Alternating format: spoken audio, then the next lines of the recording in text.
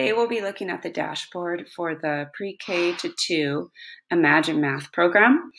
And when you first go into your landing here, you'll notice that there's not a lot of activity.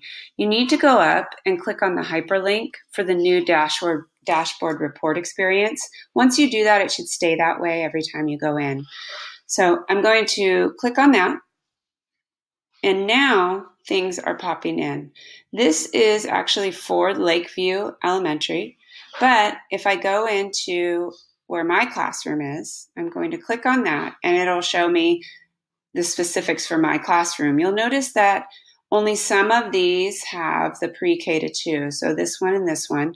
That is basically the only places that you can get information regarding your students on how much they've used it and how they did on the benchmark. Down here, though, I wanted to show you, they have little buttons that are called PD buttons. And if you click on that throughout as you're going, they'll give you little just-in-time PD lessons on the page that you're on, which is pretty helpful. The main thing I wanted to show you today, though, was I wanted to show you how you could look at one student's progress and what you can do with that. So when I go into student progress, I'm going to scroll down to my son. I'll click on him. And right here, it tells me how he has been doing on his lessons. So average weekly lessons, about 1/10 of the lesson. His total lessons to date are 7. His weekly time is 3 minutes, but that's just over since they started the program and until now. So it may look a little bit low.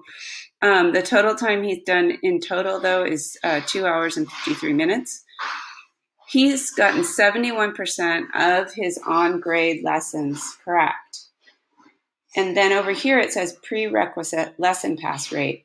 You will see that when a student answers a question incorrectly multiple times or a concept multiple times, the program will pop in prerequisite lessons that are right below grade level, whatever skill supports that on-grade standard lesson. So if my son were to have had these situations, you would see up here how much he had passed at that time. When you scroll down, you'll see how they did on each of the lessons that they've done so far. So I'm going to scroll on one maybe that he is having issues with. So I'll go to the comparing, matching, and grouping. When I go down there, I notice that in Activity 5, Exercise 1, he struggled a little bit. So what I'm going to do is I'm going to go over to my Lesson Explorer.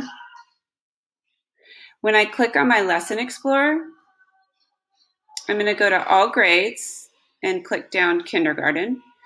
And then what I'm going to do is I'm going to look for that lesson or that strand.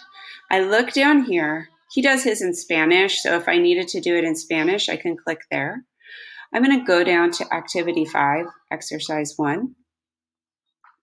And as that loads, it's going to show you the lesson or the activity that he struggled with. I could actually do a small group intervention with students using these. I could talk about it ahead of time. So this is a great reteaching or even pre-teaching activity that you can use. And when you play it, mira la primera fila. Círculo anaranjado. It will do the lesson. So when I click out of there, there's also songs to support for Pre-K to 2 to help. So if he was having trouble with the section on as many as, when I go in there, I could have this playing for my class. Hey, want to sing my secret And song with me? Here it goes. It always covers the different components. Here are my treasures. If you choose to do it in Spanish, it will be Spanish songs. If you choose to do it in English, it'll be English songs.